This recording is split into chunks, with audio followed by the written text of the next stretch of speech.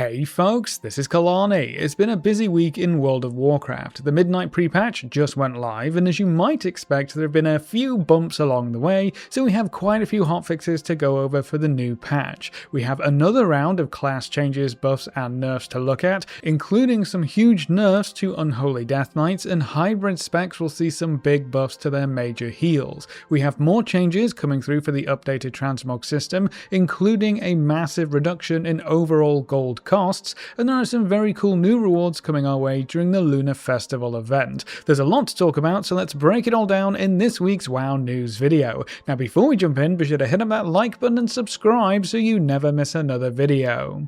To kick things off this week, we have quite a lot of hotfixes for the live game, including some huge nerfs for Unholy Death Knights, some significant changes to the Mage Tower challenges, and a handful of other bug fixes. For the Unholy nerfs, Rider of the Apocalypse Horseman damage has been reduced by 50%, Trollbane's Icy Fury damage is up 100%, Lesser Ghoul and Pet Ghoul Sweeping Claw main target damage was reduced by 50%, Lesser Ghoul and Pet Ghoul melee damage was reduced by 50%, Death Coil saw a 30% damage nerf, Scourge Strike damage is down 30%, Infected Claws caught a 50% damage nerf, and Putrefy main target damage is down 30%. Morbidity now increases the damage taken by 1% per disease on the target, down from 2%. Raise Abomination disease cloud effect was reduced down to 10%. Epidemic damage was buffed up by 25%, and then Clawing Shadows chain damage penalty was reduced to 15%, down from 25%. I guess Unholy Death Knight must have been a major outlier in pre-patch, because no other class or spec has seen significant changes on the live game.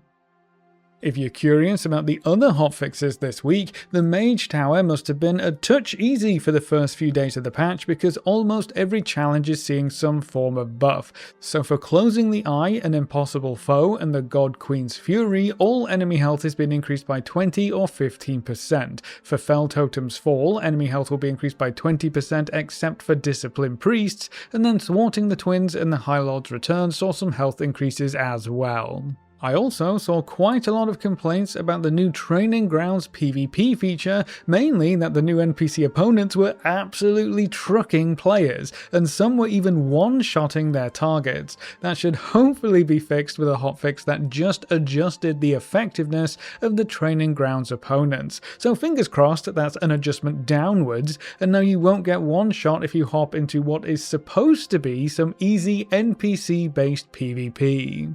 All of these updates are hotfixes, so they should be in the live game already. I imagine we'll see many more updates as more bugs and issues in pre-patch are found and then squashed. Now, even though the Midnight pre-patch introduced the huge class overhauls and reworks for the expansion in general, the Midnight beta is still being updated with numbers, tuning and adjustments, and there are some significant buffs and nerfs for the 12.0.1 update this week. For Death Knights, Unholy will see even more adjustments. Necromancer's Cunning Explosion damage will see a 100% buff, Virulent Plague damage is up 15%, Clawing Shadows now reduces the damage of each subsequent chain of Scourge Strike by 20%, down from 25%, and Super Strain now causes Dread Plague to deal 75% of its damage to a nearby enemy, up from 50%.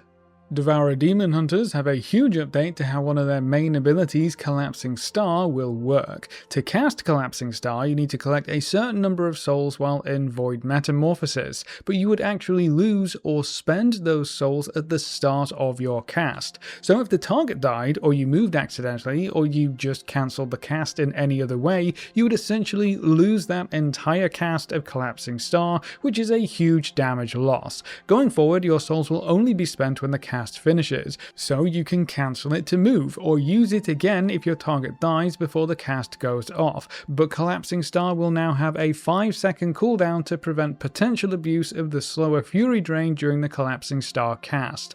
All in all, this should make the ability much easier to use, and as a little extra added on top, Collapsing Star will now generate 50% less threat.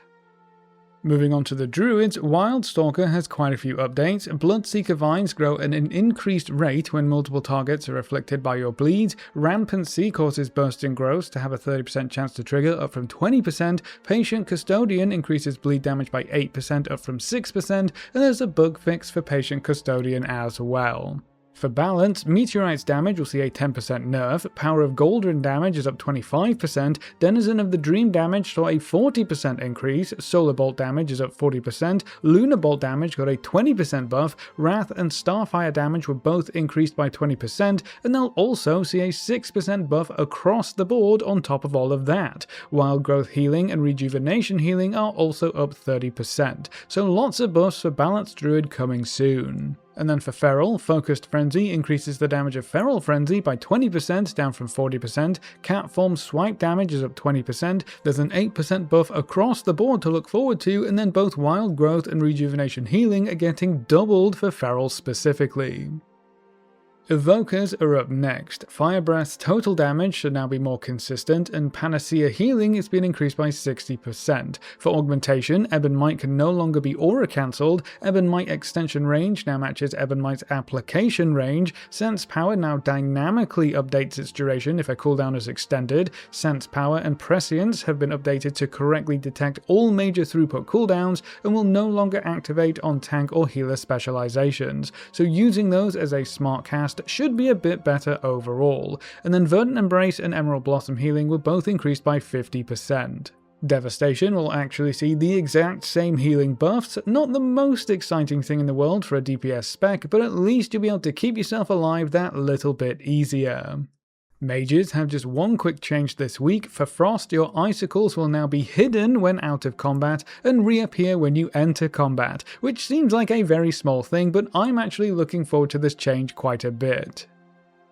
Moving on to the monks, Windwalker has a lot of buffs coming down the pipeline. Fists of Fury damage is up 10%, Rising Sun Kick will see a 20% buff, Spinning Crane Kick saw a 50% increase, Jade Fire Stomp is up 25%, Flurry of Zuen is up 40%, Airborne Rhythm generates 1 less chi, Rushing Wind Kick no longer has a chi cost, Sunfire Spiral now increases your mastery by 40% up from 20%, and Universal Energy increases magic damage done by 8% down from 15%.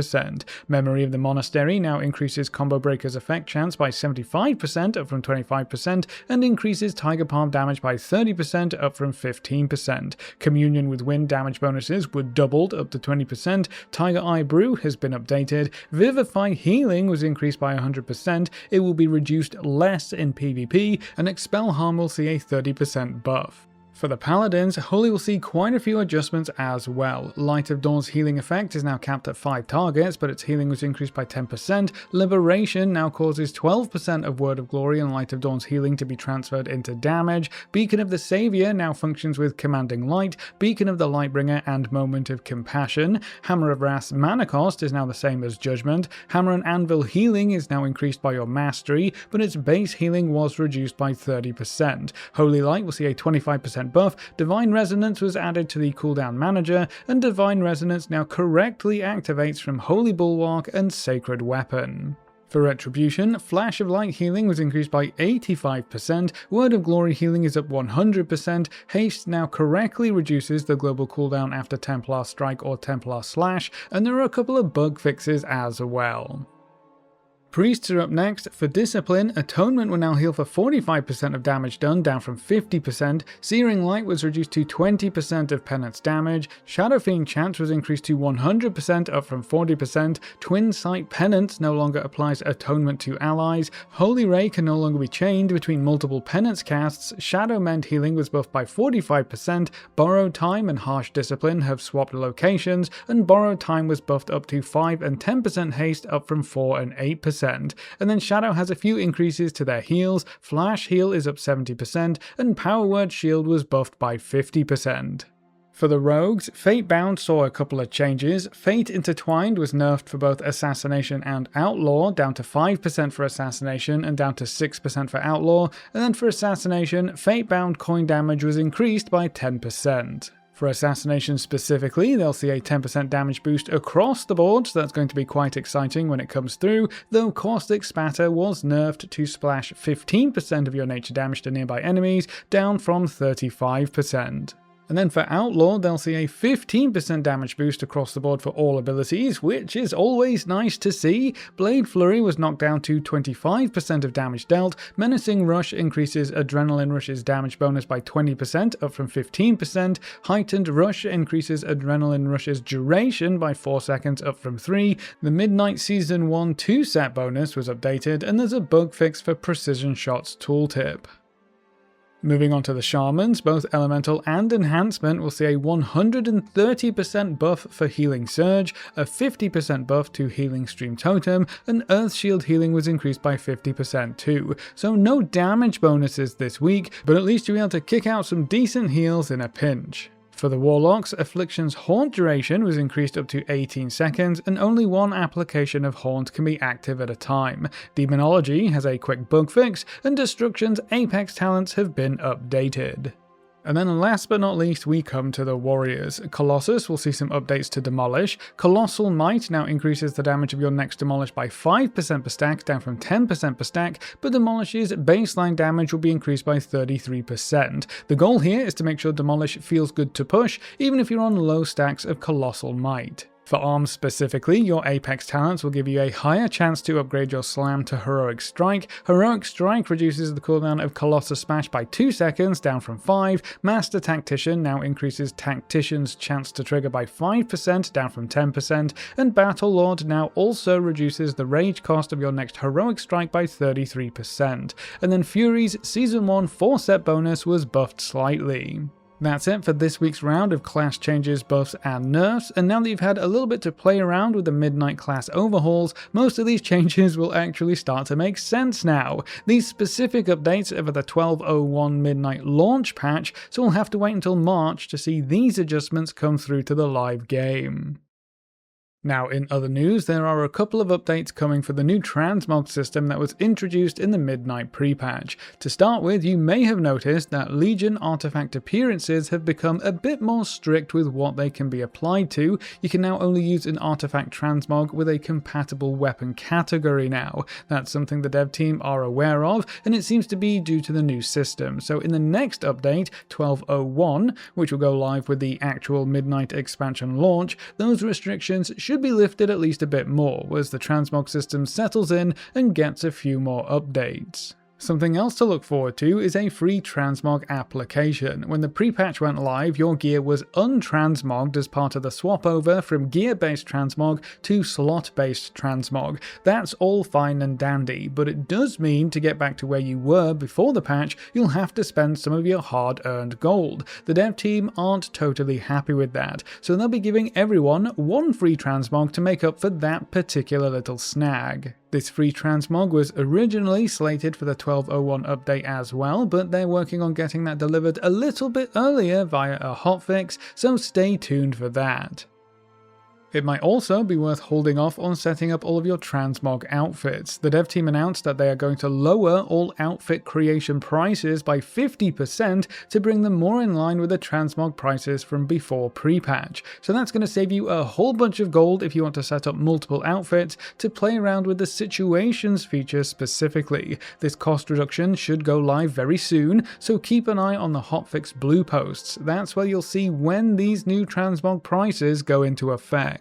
And then if the Trial of Style event is something you usually enjoy taking part in, it's worth noting the dev team have said that during that event we'll have a special Trial of Style outfit slot that can be worn inside and outside of the competition, and all transmog changes or updates made to that specific outfit slot are going to be completely free. Once the event ends, the outfit slot will be removed, so you don't have to worry about forking over a whole mountain of gold to change things around again and again when the Trial of Style event rolls into town.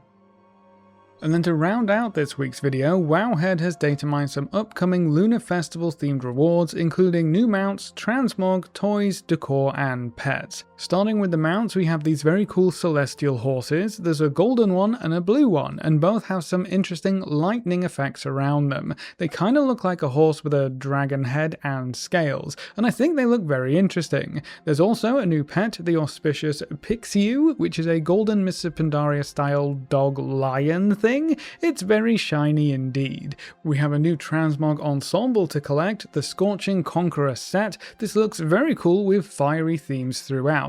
The headpiece has burning feathers, there are crystals and stone teeth looking things on the shoulders, and a cracked lava visual through the chest, hands and legs. It looks like this set will also have an eye effect tied to it, which is always a nice addition. There's a matching polearm transmog too. This looks awesome and should fit any fire set or transmog quite well. It's just a shame not all classes or specs tend to use polearms. That's the only weapon transmog we have to preview so far, but with these rewards being data mined, we could see some more weapons added in later on, which I definitely wouldn't complain about. I'd love to see a two-handed sword or a staff with this kind of visual. There are a few toys on offer as well. The Fortune's Waving Cat summons a fun little cat to follow you around, I guess. The Gilded Fountain toy summons a magic fountain that accepts a gold offering, though I doubt it gives you much in return. And then there are also some amazing dragon statue toys. The description here says that you can summon a spire that you and other players can jump on. We've got a golden version, an azure version, and a jade version. These look incredible, and I wish they were available as decor as well. I can imagine players doing some really cool things with them, either scaled up to create giant columns or pillars, or even scaled all the way down to create little table decor. I guess we'll have to wait and see how this one works, but I'll be honest, I'm going to be quite disappointed if we don't get these as decor options too. Then there's some housing decor to pick up as well, including an aquarium, a cradle, some pillow rolls, a privacy screen, an ornate vanity, teacups, teapots, tea trays, a tea set, and some plant decor. So we've got some very cool new rewards to look forward to. I just hope they aren't all tied to the cash store in one way or another. With all of these rewards being data mined, we're not too sure where they're going to come from just yet. Some are marked as shop purchases, some are tied to promotions, and some just don't have any source noted yet. So we'll have to wait and see exactly where these new collectibles come from, but fingers crossed we can earn at least some of them in-game. But that's all of the updates we have so far, so that's it for this week's WoW news video. How do you feel about the Midnight pre-patch from what you've played so far? Are there any classes or specs that are super fun, or just absolutely terrible with all the updates in play? Leave all your thoughts in the comment section below. A big thank you to all of our supporters over on Patreon and to all of our members here on YouTube. You can see the names floating by on screen. If you're interested in supporting the channel, you can find links in the description or click the join button just below the video. If you enjoyed the video or found it useful in any way, make sure to subscribe and ring that notification bell so you're always kept up to date. Thanks for watching, folks, good luck and have fun, and as always I will see you next time.